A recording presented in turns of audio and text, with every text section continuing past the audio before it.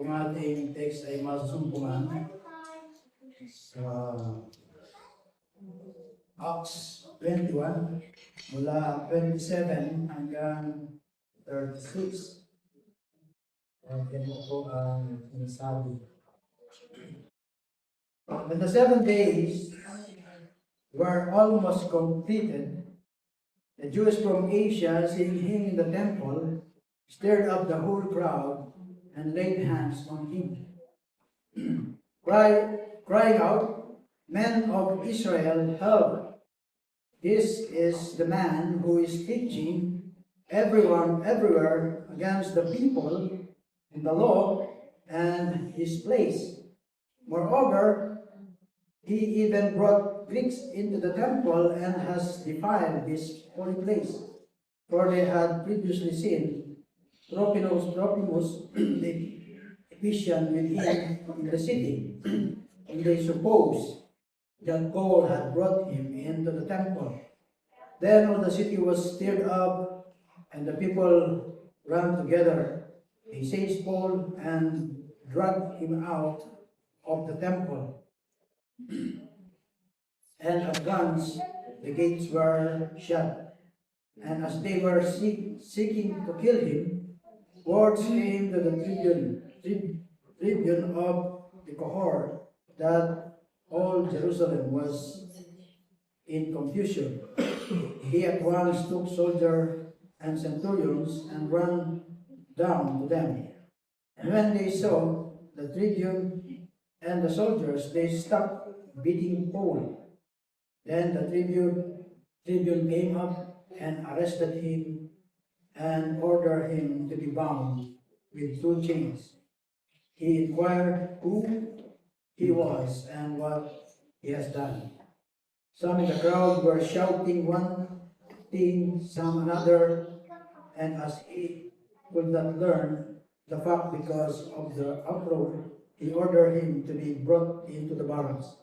When he came to the step, he was actually carried by the soldiers because of the violence of the crowd, for the mob of the people followed, crying out, "Away with him." Let's pray. Muli ang Diyos, kami ay nagpupuri ng salamat sa ating Panginoon. Salamat ang God, aming maririnig sa tulong ng Espiritu, Panginoon. Tuloy namin gawaan, tuloy namin sa puso at may sa buhay ang mga salita mo, ang mensahe mo, ay maririnig sa atin. Samahan po kami, Panginoon, at tuloy at patuloy ng Espiritu sa patuloy ng usap ang sa amin. Pangalan ng kita sa buhay sa amin. Huwag panalangin sa pangalan ni Jesus. Dahil po'y makakapit.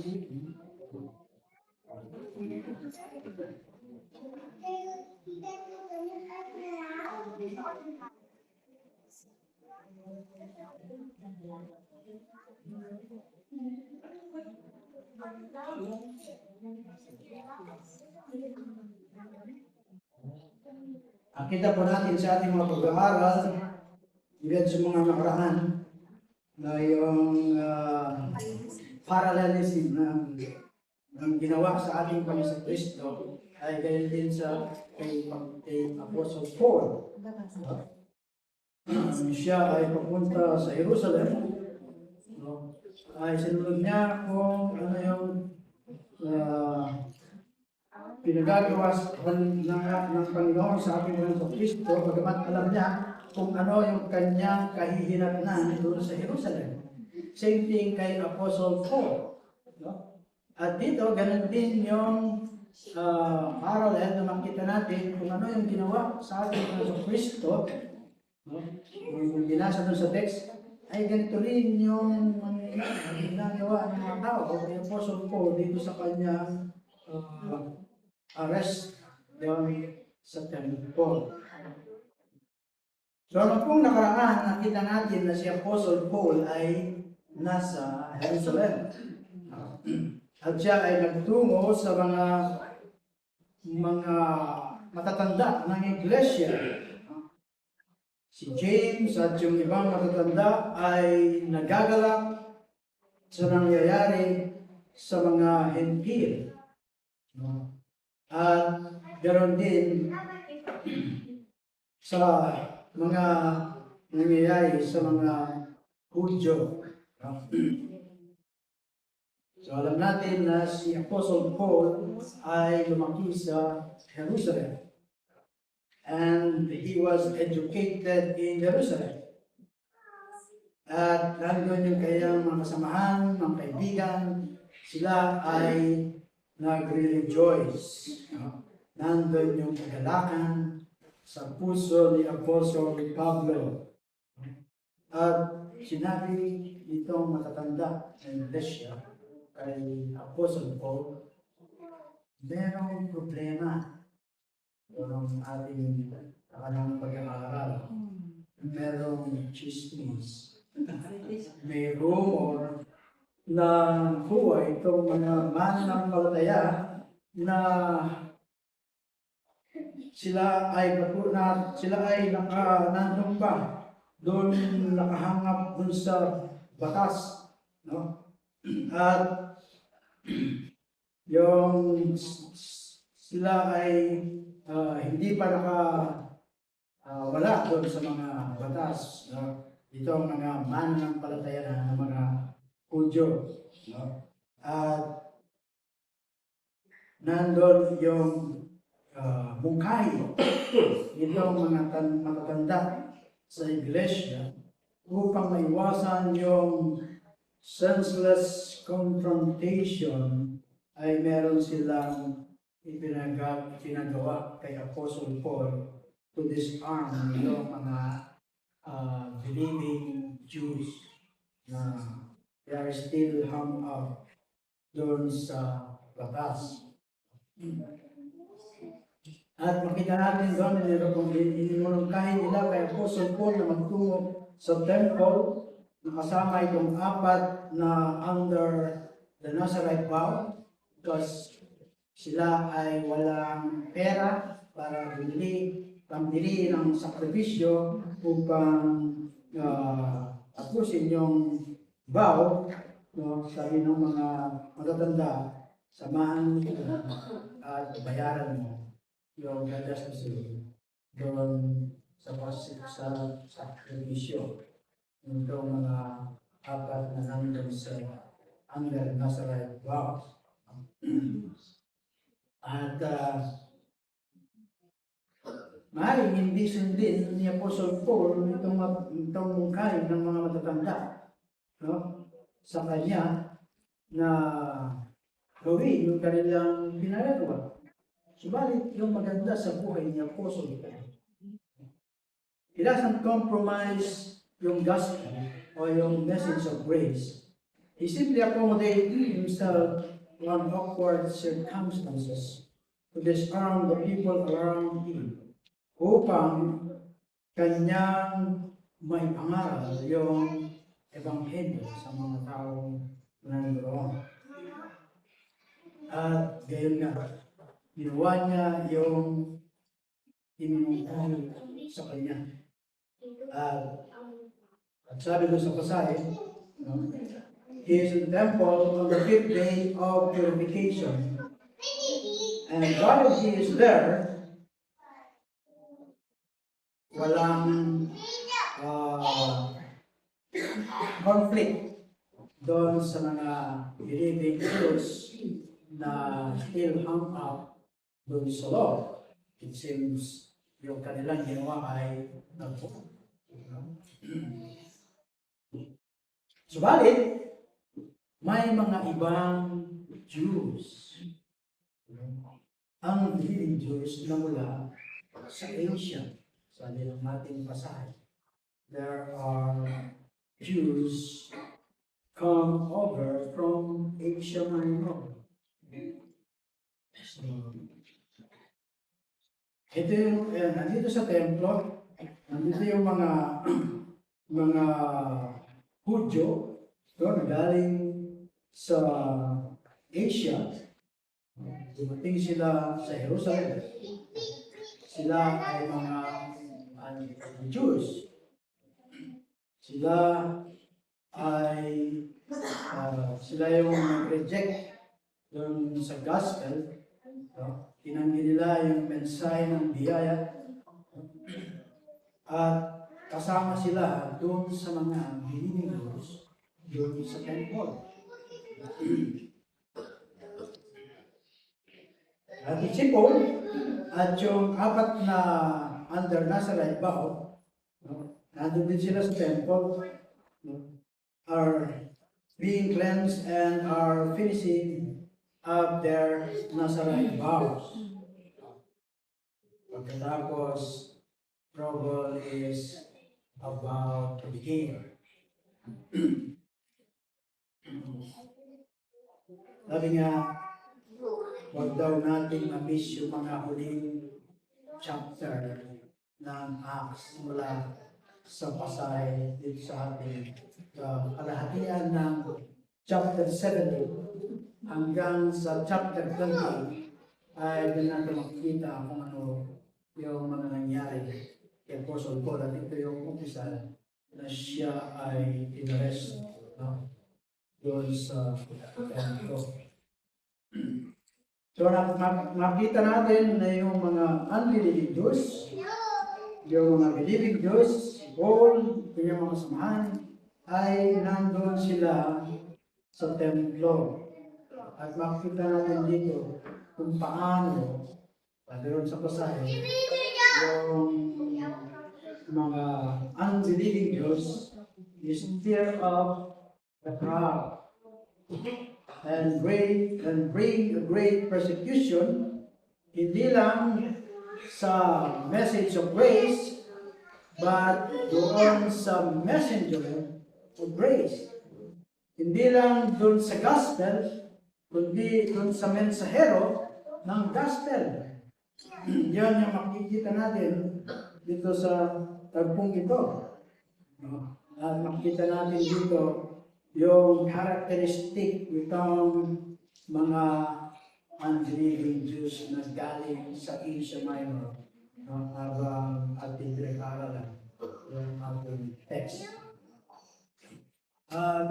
Simula doon sa verse 27 ng chapter 21 ng Acts, ito po yung sinasabi. And when the 7 days were almost over, the Jews from Asia, upon seeing si Paul, in the temple, began to stir up all the multitude and laid hands on him, crying out, "Men of Israel, come to our aid," or "come help." Dito sa ating text, sa ibang salin, "Come to our aid." Hihimok sila, samahan sila nito mga nandoon. This is the man, ito daw yung tao, who preaches to all men everywhere against our people, or against Israel, and the law, and this place in yung temple. And besides, he was even brought Greek into the temple and has defiled this holy place. Sabi nila, for they had previously seen Trophimus, the Ephesian, in the city with Paul, with him.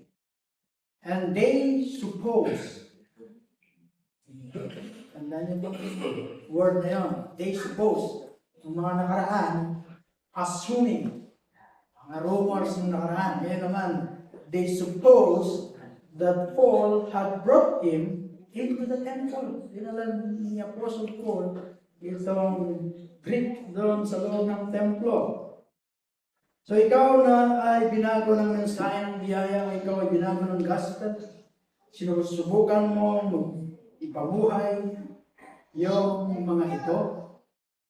But nagtataka ka kung bakit tinatanggihan ito ng mga tao.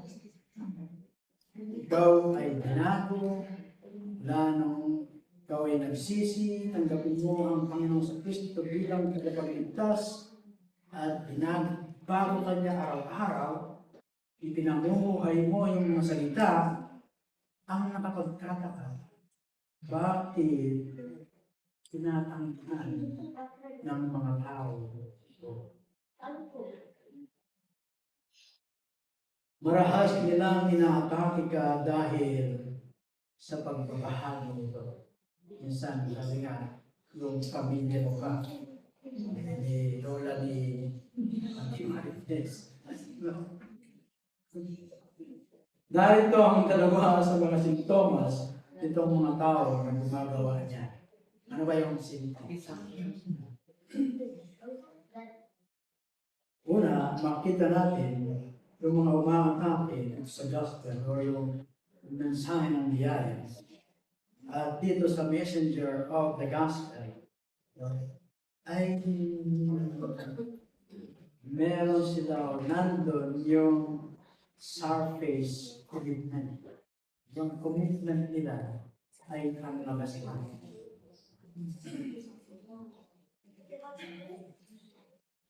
Makita natin yung mga unbelieving Jews na galing pa sa Asia at nakarating sa Jerusalem, na kung saan nandoon yung mga believing Jews, Apostle Paul, no? At nandoon din itong mga galing doon sa Asia Minor. At ito raw daw mga tao na ito who will not be transformed by the message of grace. No? Ito yung mga taong ayaw nilang lumakad, no? With the Lord, with the God. Ang nais nila gawin kung ano yung nais nila. At makuha yung credit. At makita natin bakit sila nandoon sa templo ng Jerusalem. And how do you know na yung mga tao na to ay ayaw nilang tanggapin o ayaw nilang maunawaan yung mensahe ng biyaya, the message of grace. That is at 27.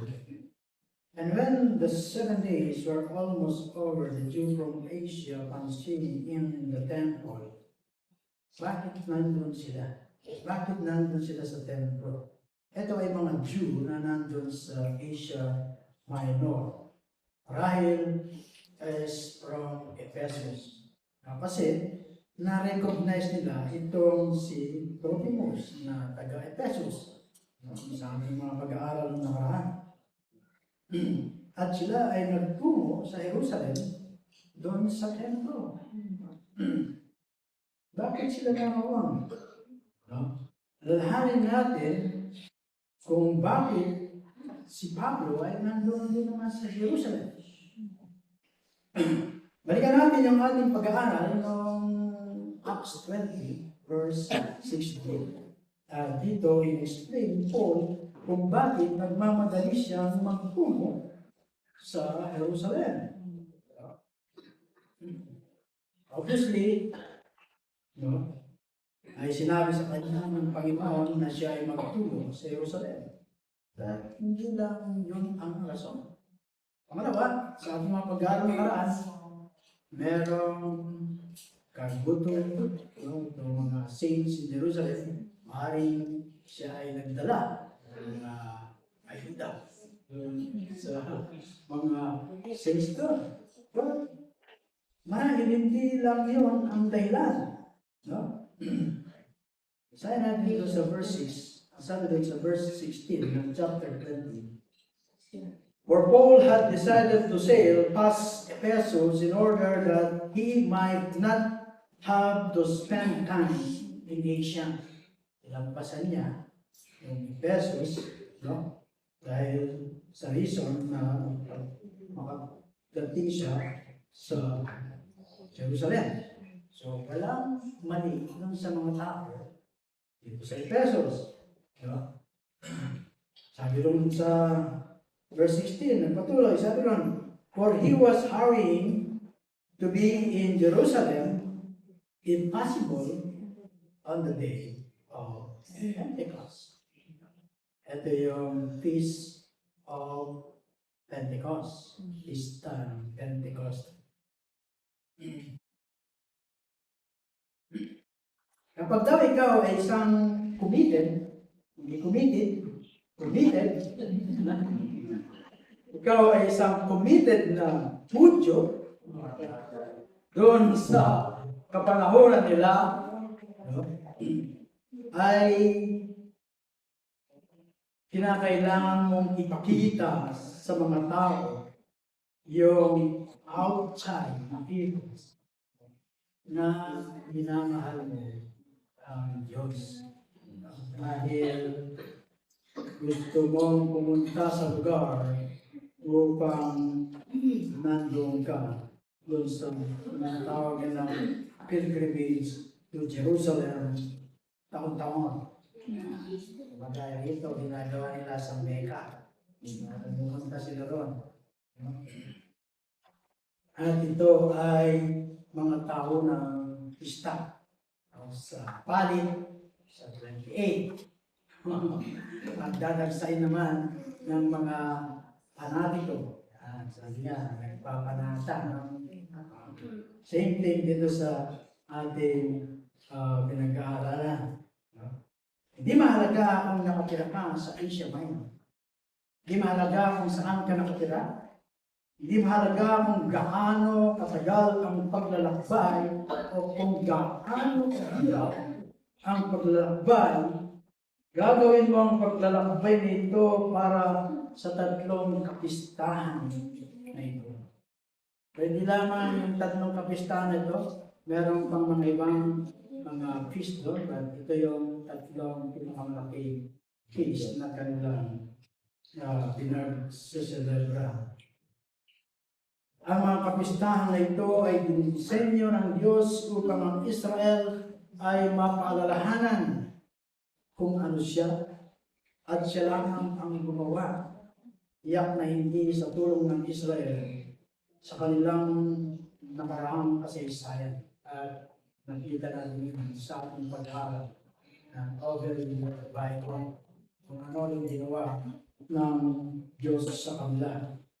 Ang lahat ng mga kapistahan tulad ng lahat ng iba sa kultura ng Israel, ang lahat ng ito ay nagpo-point o nagtuturo sa Mesyas.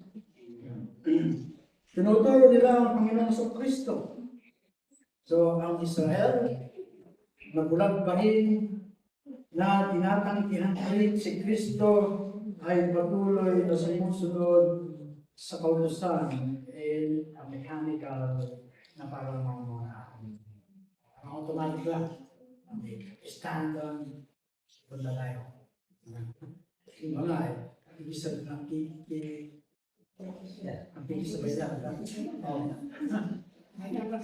Ramadan ngayon, mag-fasting tayo. Diba? Iba, hindi nila alam eh. Basta isunod lang.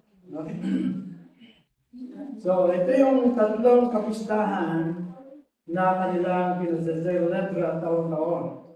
Yung una, yung Feast of Unleavened Bread, o yung tinatawag na Passover.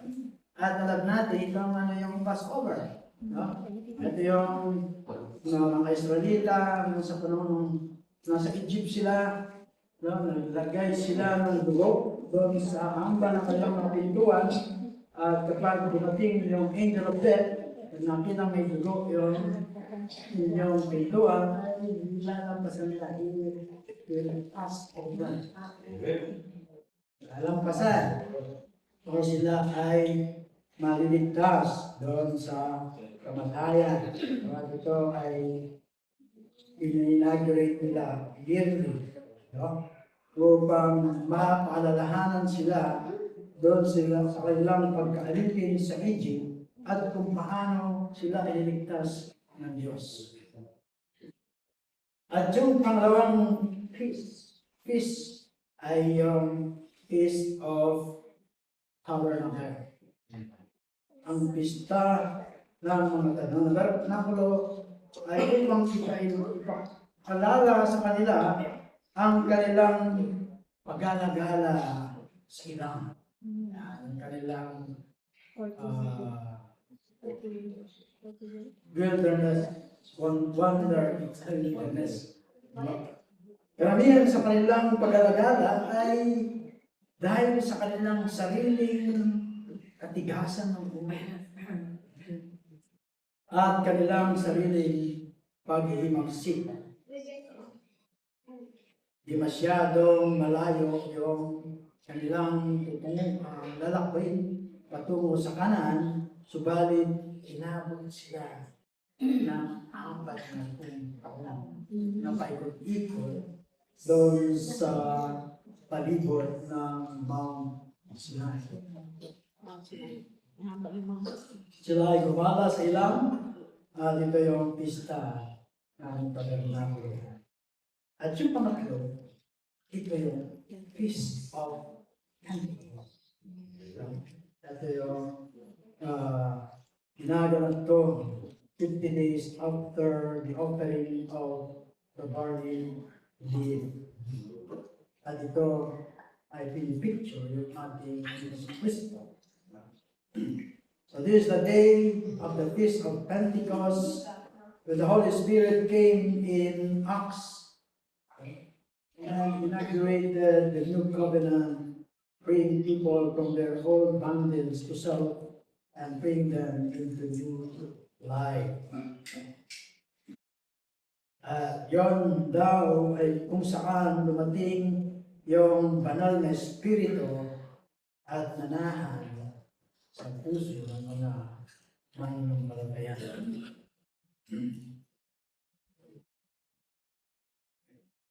Napakagandang pagkakataon at panahon, no?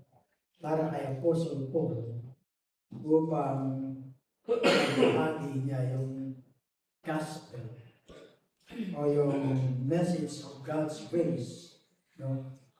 Dito sa mga nandun sa temple, kung kaya siya ay umaroon. Pagkasal natin sa ating mga nakaraang pag-aaral, every moment ay sinasamantala ni Apostle Paul yung mga pagkakataon na may bahagi yung mabuti balita. So, hindi nakakagulat na sa kanya, hindi nakakagulat na handa siyang makinig dito sa mga matatanda ng iglesia na siya ay umasa sa templo. Wala siyang ninanais, wala siyang nais na makahadlang sa kanyang pagkakataon na may pangaral sa kanyang mga kapatid ang mensahe ng biyaya ng Diyos. Ano man yung kadahilanan, di natin alam lahat. At ang alam natin mula sa ating pasahe, nandoon itong mga Hudyo na mula sa Asia Minor. At sinasabi sa atin na sila ay isang bands, isang grupo, hindi lang isa. Sila ay lumang. Itong mga Hudyo na galing sa Asia Minor, they were one of the committed. They are one of the committed.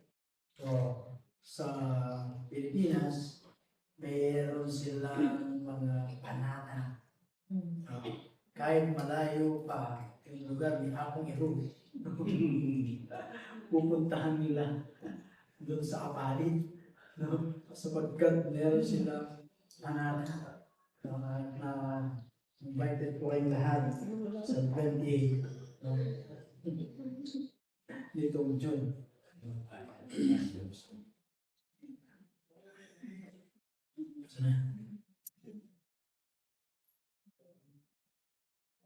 Sa panlabas na anyo, mayroon silang pangako sa Diyos. Sila ay naroon bilang mabuting mga Hudyo, no? Gaya ng iniisip ng iba.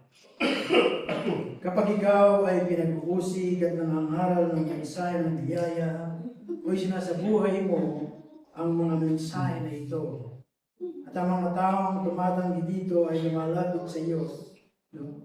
Tandaan mo, mayroon silang gagawin upang ikaw ay disamahan.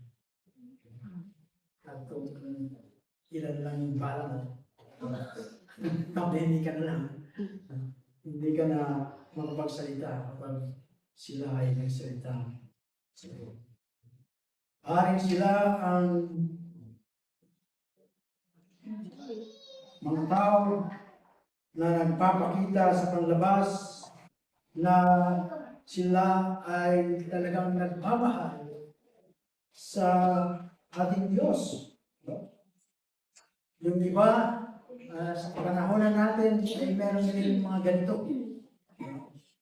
Maaring every Sunday morning or Sunday evening or even kung meron pang midweek service ay naroon sila. Naroon sila na nakikinig.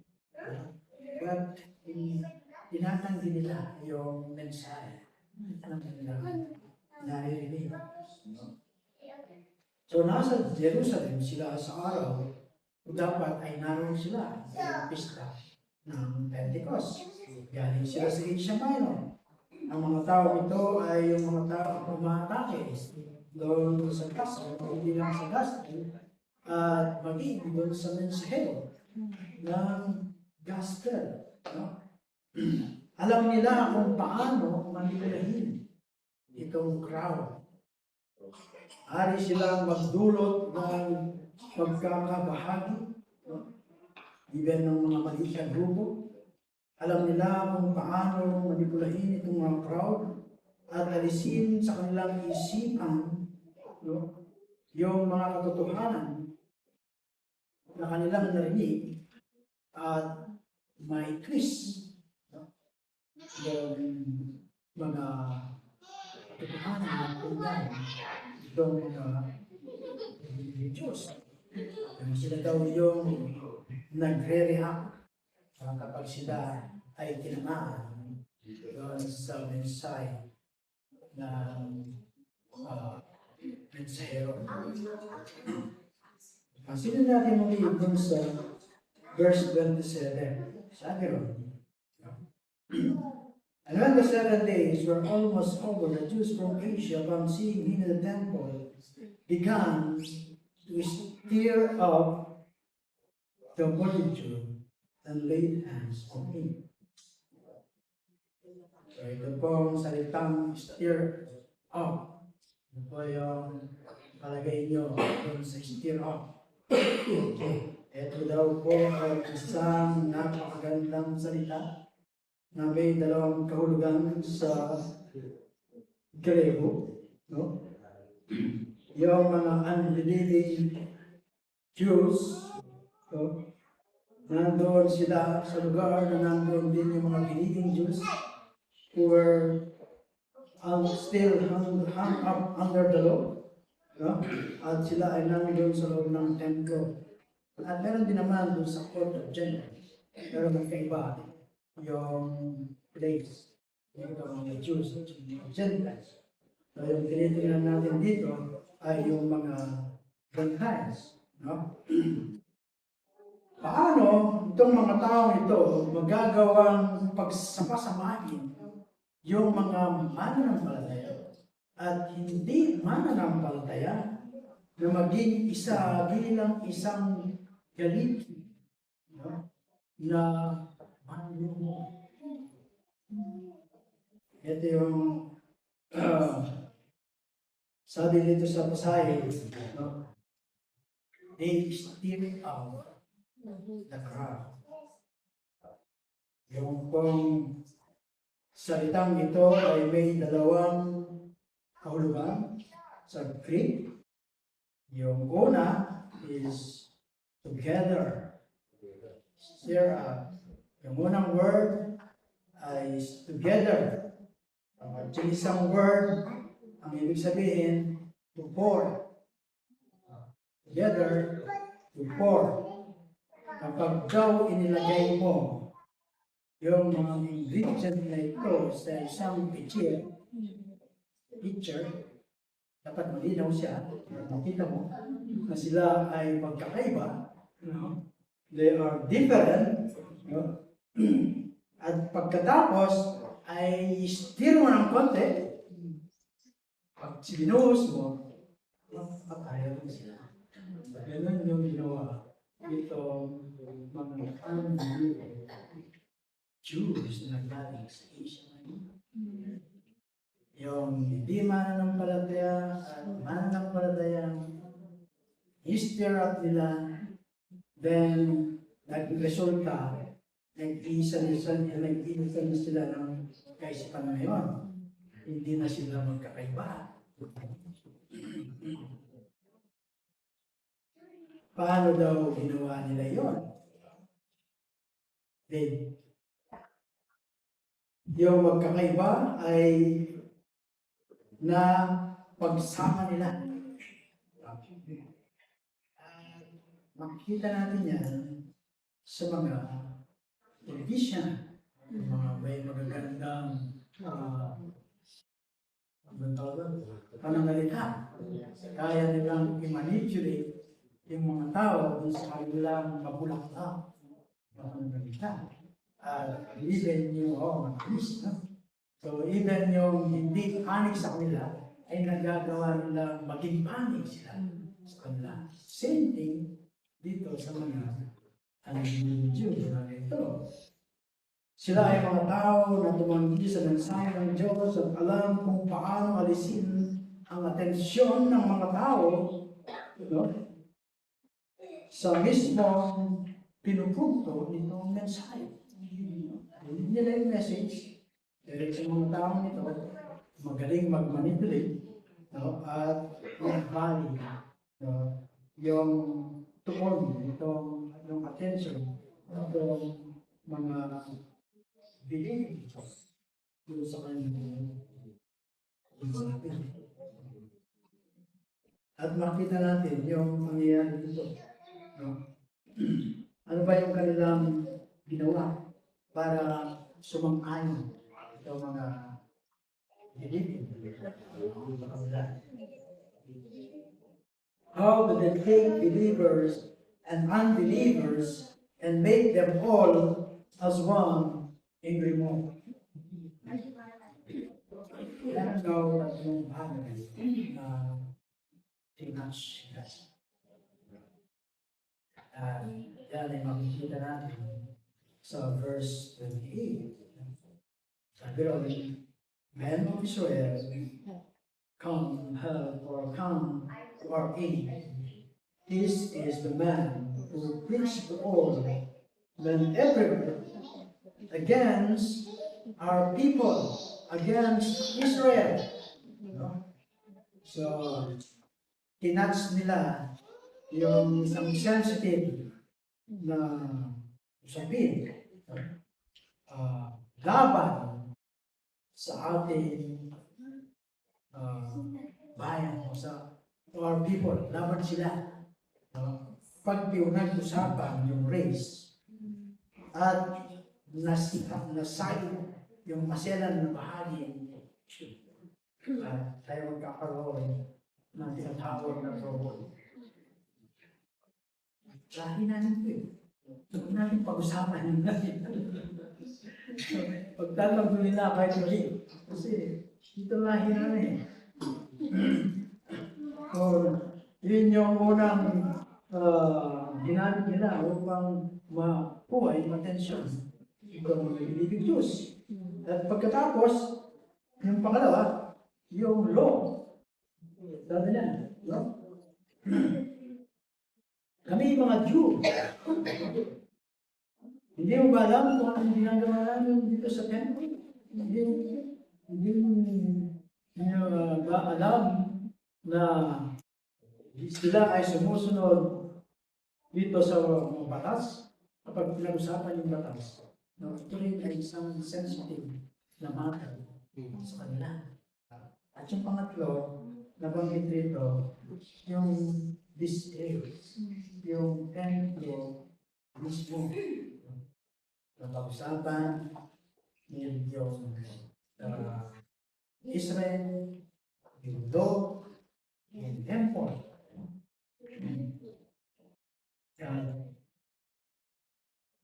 Ang sabi nila na laban si Apostle Paul patungkol sa mga to. Laban siya sa Israel, pinangangaral niya ay laban sa Santas, Moses, Quran, at yung pinangangaral ni Apostle Paul ay laban din sa temple to this place.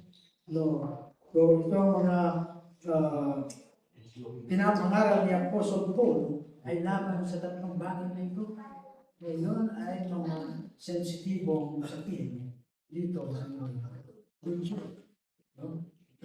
Kung kaya sila ay manipulate itong unbelieving Jews. At kung tingnan si Apostle ay hindi siya laban sa mga Israel. Ang pangaral niya ay hindi laban sa mga Israelita. Pag binasa natin dun sa Romans 9, verses 1 to 5, no? Sabi ron ni Apostle Paul, sa ngalan ni Kristo ay nagsasabi ng totoo, hindi ako nagsisinungaling. Ang aking budhi ay nagpapatunay ng totoo, na totoo ang sinasabi ko at saksi ko ang Espiritu Santo. Matindi ang aking kalungkutan at di mapawi ang pagdaramdam ng aking puso dahil sa mga alahi kong Hudyo. Bakit? Sabi niya, sa pagpapatuloy, mas mamatitinsin ko bang ako'y sumpain, mapahiwalay kay Kristo kung ito'y sa ikabubuti nila. Sila ay mga Israelita na binigyan ng Diyos ng karapatang maging anak niya. Ipinakita rin niya sa kanila ang kanyang kaluwalhatian. Sa kanila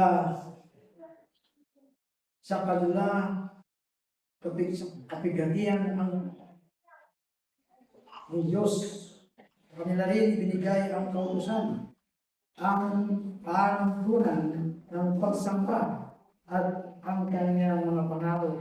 Sa kanila rin nagmula ang patriarka at tungkol sa kanyang pagiging tao. Si Kristo ay mula sa kanilang lahi. Ang kataas-taasang Diyos ay purihin pagpakailan. It sounds ba na ang pangaral niya ay laban doon sa mga Israel? Hindi. Yan ba ay parang isang tao na nangaral sa Israel kapag binasa natin yung Romans?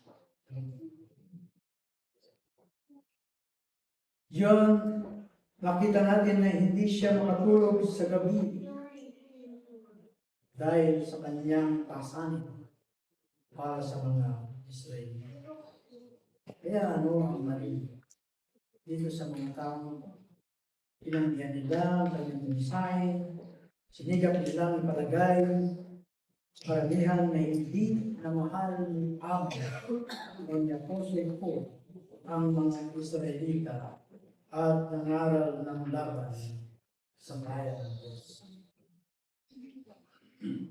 Kapag ipinangaral mo ang mensahe ng biyaya sa mga taong mahal mo, kapag tinanggihan nila ito, ginagawa nila ng maling palagay, ay pinangangaral nito sa kanila. Kami, natuto ka na. Pinapangaralan mo pinapangaral mo yung mga salitang laban sa kanila. Ito yung kaganapan dito sa templo. Pagkatapos, makita rin natin dito yung sabi dito sa verse 25, no? Siya ay nangaral laban sa batas, laban sa law. Paul never preached against the law. Ang ginagawa lamang ni Paul is simply explain the purpose of the law. I-explain ni Paul yung purpose ng law. Sinabi niya na maaari kang magpunta sa simbahan, hindi niya pinagbabawalan siya. No? Na maaari kayong nasa sinagoga o sa templo, maaari mong gawin yung mga lahat ng bagay na to, yung mga sinasabi ng batas.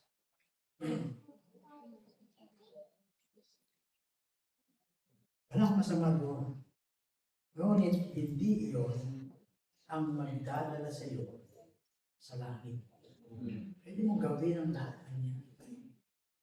Ngunit hindi ito ang magdadala sa iyo sa langit. Ang kautusan ay wala dito upang magbunga ng katuwiran. Narito ang kautusan upang ilantad ang kalikuhan. Hindi siya magdadala ng righteousness, but i-expose niya yung kalikuhan. Yun lang ang sinabi niya. Hindi siya laban dito. Hindi niya sinabi masama ang batas.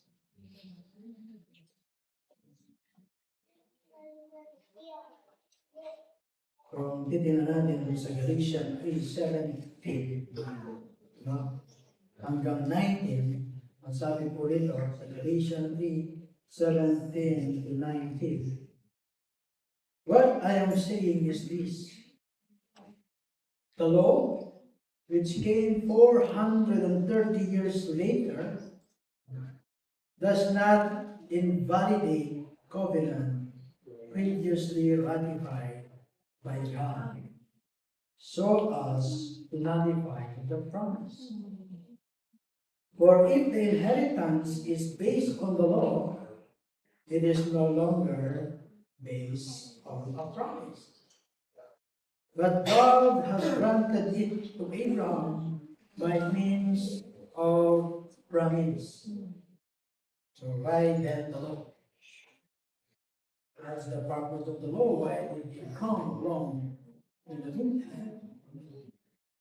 It was added because of transgression having been ordained to angel by the agency of a mediator, until the seeds shall come to whom the promise has been made. Until yung seed ay dumating, to whom the promise has been made. So, tatlong bagay yung pinangako ng Diyos kay Abraham. Alam kong hindi mo ito makakalimutan. Ito yung promise a nation, promise a land, and promise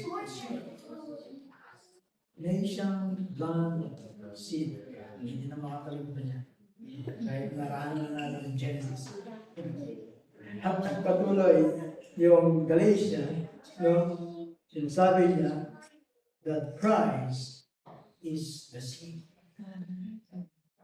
Until Christ came with his message of grace and his work of grace, the law was ordained in the meantime. It was very, very purposeful. At nagpatuloy siya sa verse 20 hanggang 22, yung Galatians chapter 3. Now, mediator is not for one party only, whereas God is only one. Is the law then contrary to the promise of God? Contrary ba yung law sa promise ng Diyos? May it never be. For if the law had been given, which was able to impart life, then righteousness would indeed have been based on law. But the scripture has shut up all men under sin, that the promise by faith in Jesus Christ might be given to those who believe. Verse 23 sabi ron, but before faith came, before Christ came, before the gospel was preached, we were kept in custody under the law, being shut out to the faith which was later to be revealed. Therefore, the law has become our tutor. The law has become our teacher.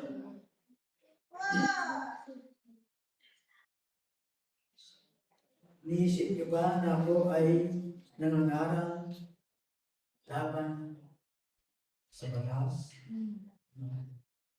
Until Jesus could come and do His work on the cross, then we will come to Him by faith.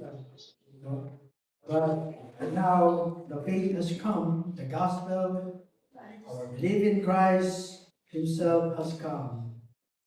We are no longer under the law. We are no longer under a truth. Kasi nandiyan na. Dumating na yung programang sin at yung ating pananampalataya sa ating Panginoon sa Kristo ay siyang magdadala sa atin sa laki hindi at ganun din yung simulat ni Apostle Paul dun sa Romans 7:12. Hindi ko na babasahin. Basahin niyo na. Romans 7:12. What they have done was reject that what he had said. No? I-reject nila kung ano yung sinabi ni Apostle Paul, turn it around and make it look like he had preached against the nation of Israel, he had preached against the law, at nakuha nila yung attention nitong and he has prayed temple against this place. Sabi ni Apostle Paul sa Corinthians, what know ye not that your body is the temple of God? When you go to the church, you're going to get inside the temple. But when you are a Christian, not only you get inside, get inside of you. Hindi ka lamang pumasok, but siya ang nanahan sa atin. He resides in us. The Holy Spirit lives within us. So nagpatuloy yung verse 28, and besides, sabi ron, he has even brought Greek in the temple.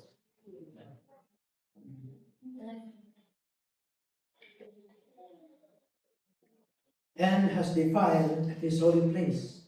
For they have previously seen Trophimus, the Ephesian in the city, with him, and they supposed that Paul had brought him into the temple. And then yung salitang suppose, muli yung they assume na nandun sa loob ng templo itong si Trophimus. Kaya sinasabi nila na si Apostle Paul ay nangaral laban sa mga Israel, siya ay nangaral laban sa batas, siya ay nangaral laban sa templo, at ngayon they built into the false assumption that naging kasinungalingan ng kanilang mga pinagsasabi. Sabi nila na dinefile daw ni Apostle Paul yung temple dahil nagdala siya ng until sa loob. But yun yung kalbalintaran mga sinasabi. Bakit? upset itong mga tao. Kung titingnan natin, in John 3:19-20, the same things yung ginawa nila dito kay Apostle Paul. Walang kaibahan. People who persecute the message of grace and the messenger of grace are people who wrap up in their flesh, Doon daw sa panlabas, makikita natin sila ay mga mabubuting tao. At maririnig natin, oh, Christian yan.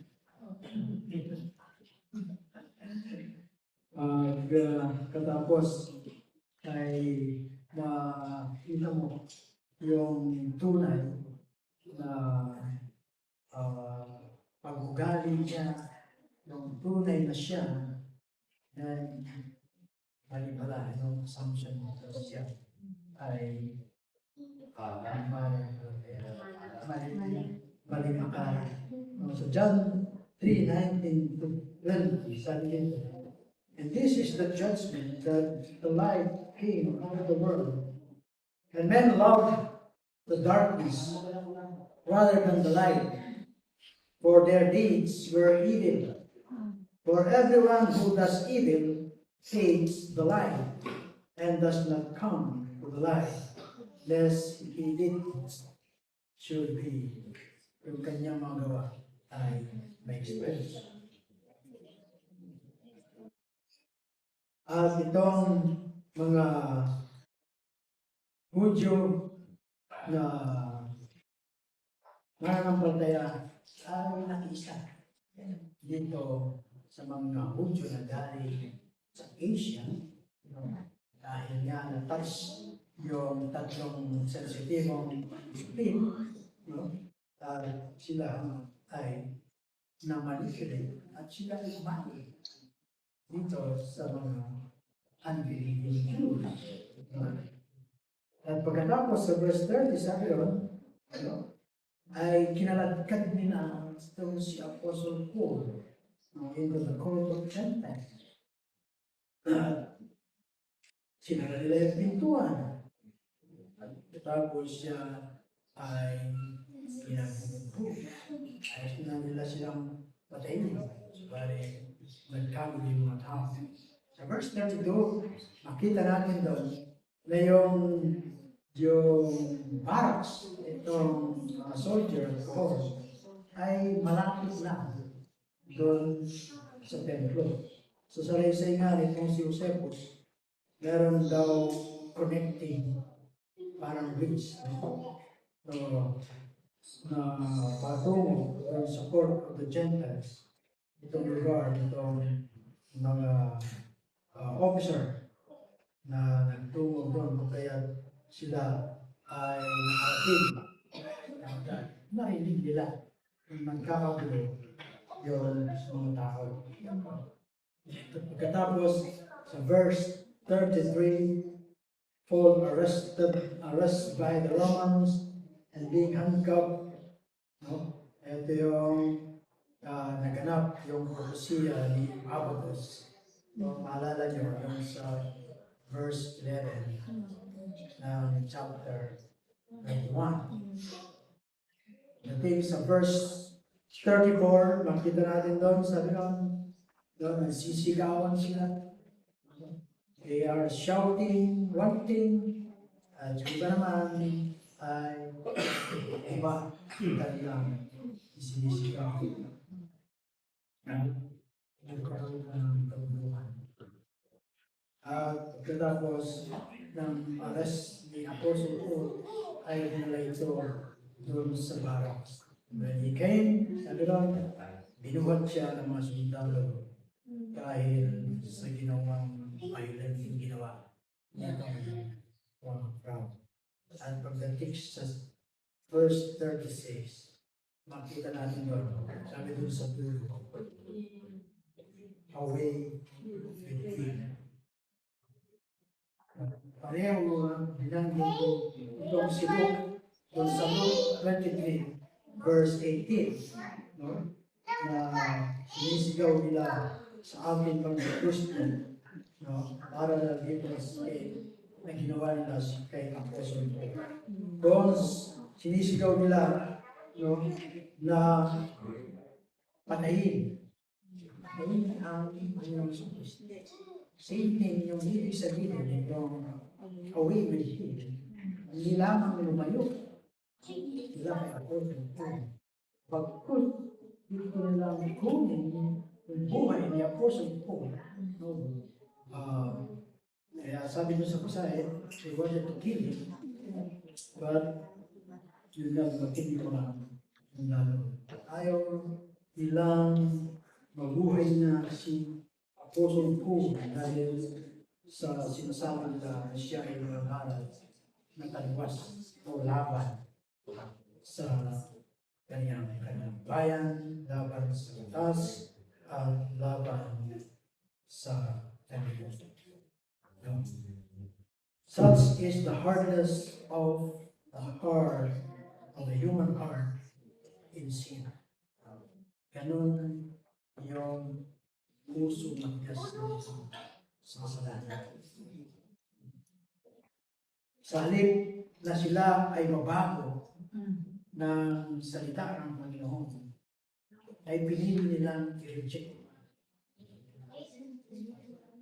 Instead na i-embrace nila at sila bago sa salita ng Panginoon, mas pinili nilang i-reject ng salita. Kaya sa ating pag-aaral kanina sa ating, you need to decide. Kailangan mo mag-desisyon. Karinig mo yung mensahe ng Panginoon, natawagan ka upang ikaw ay pagbuhin niya, pagbuhin ang buhay mo. Subalit, ang ginagawa ng iba. The gospel has leaving one people behind as it embraced one another. At kita natin dito, bagamat ganoon yung nangyari kay Apostol Paul, hindi siya iwan ng Panginoon dahil ang kanyang pinangako doon sa Israel. Never leave you, nor forsake you. Siya ay nanatiling tapat sa ating Panginoon, anumang sitwasyon na meron siya. Mabuti man o sama, even sa worst, siya ay nanatiling tapat sa pagsunod sa ating Panginoon. Tayo yan. Hanggang saan yung kaya natin para tayo sumunod sa Panginoon. Kapag naalala natin si Apostol Paul, ano yung pumapasok sa ating isip. Kung si Apostol Paul ay nagawa niyang maging tapat sa Panginoon, sa pagsunod sa Panginoon, pagkaman siya ay umanas ng mga kasigatian, ng mga persecution, hindi siya iniwan ng Panginoon. Tayo din natin. Ganon yung panubalan sa Panginoon. Pagkat kung si Apostle Paul ay iniiwan ng Panginoon sa gitna ng kanyang mga karanasan, tayo naman ay hindi iiwan ng Panginoon sa gitna ng mga karanasan. Kung tayo ay patuloy na susunod sa kanyang pinagagawa sa amin. Tanong sa bawat sa willing ba tayo? Willing ba tayo sumunod? Willing ba tayo magsakripisyo sa kalimantan ng pangalan ng ating Panginoong Diyos? Tayo po ay